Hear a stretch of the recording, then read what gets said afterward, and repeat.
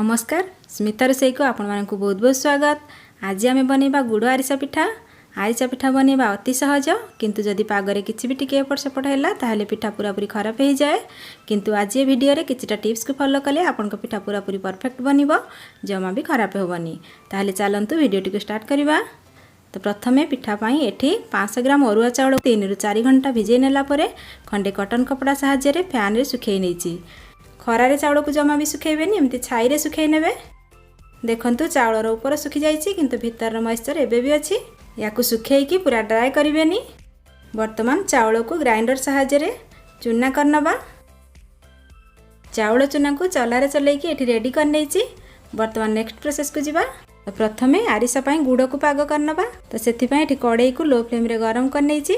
गरम कड़ाई रे प्रथमे गुड़ को देबेनी। तो प्रथमे जदि गरम कड़ाई रे गुड़ को दउचंती ताहले गुड़ पुड़ी जिबार चांस थाए। 3-4 चमच हबो प्रथमे पानी को दे देबे, तापरे गुड़ को देबे। तो एठी मैं 250 ग्राम गुड़ को दे दउची। 500 ग्राम चाउल पाई मु 250 ग्राम रो गुड़ नेछि। आपण जेतिकी चाउल चूना नेबे तार आधा गुड़ नेबे, ताहेले आरिसार भाग माप पूरा ठीक रहिबो। गुड़ को दे सारिबा परे पूरा लो फ्लेम रे किछि समय गुड़ को पाग करनबा। याकु एमिति कंटिन्यूअसली गोळौथिबे। देखंतु एठी किछि समय परे गुड़ भल भाबरे फुटी गलानी। गुड़ पाग हेछि कि नाही जानिया पई एठी गोटे गिन्ना रे किछि पानी को नेकी सेई गुड़ पागरु किछि ड्रॉप पके नबा। देखंतु एठी गुड़ पानी रे पूरा मिडै जाउची। तो एमिति हेले जानिबे आपन को गुड़ आरिसा जमा भी पाग हेनी। ताकू आउ किछि समय से लो फ्लेम रे फुटे नबा। देखंतु आउ किछि मिनिट फुटे नेला परे पुणी गिन्ना रे टिके पानी नेकी ता ऊपर एथिरु किछि ड्रॉप पके नउची। एठी देखंतु गुड़ रई पाग पूरा एकाठी हे जाउची। एमिति हेले जानिबे गुड़ पाग रेडी हे गला। या ठारो अधिक हार्ड पाग कले पिठा टाण हे जिवो, तो भल होबनी। तो वर्तमान चाउल चूना को अल्प अल्प करके एथरे दे दउची। एकाथरके सबु चूना न देकी एमती अल्प अल्प करके देले चूना गुड़ सहित अति सहज रे मिसी जिवो।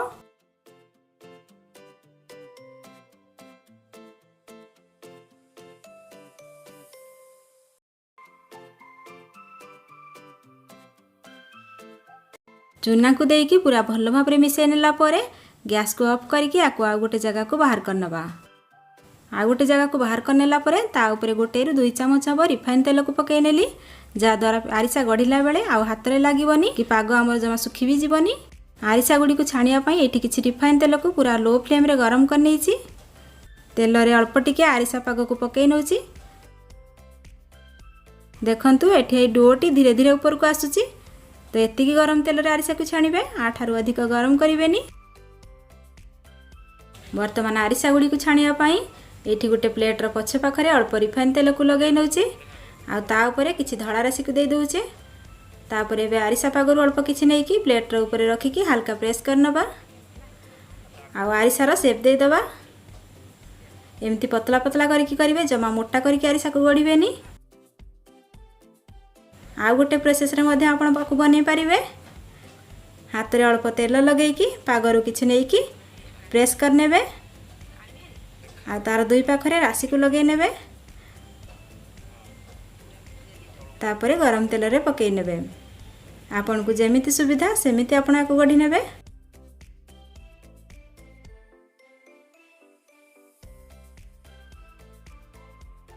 आरिसा को देकी तार गोटे पाख पूरा ब्राउन कलर हे गला परे आर पाख को उल्टै कि तार दुई पाख को भल भाबरे पूरा ब्राउन कलर हेबा जाय पिठा को छाणी नेबे।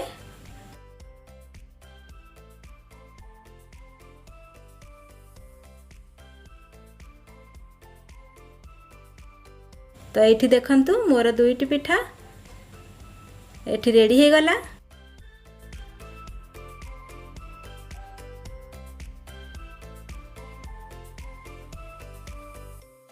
एबे बाकी थिबा पिठा गुडी को मध्ये छाणी नउची।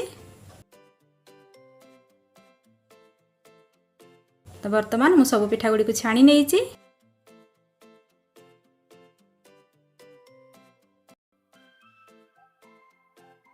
एथिरि गोटे पिठा भांगी कि मु आपण मानकु देखौची ये केते बढ़िया पाग हेइची।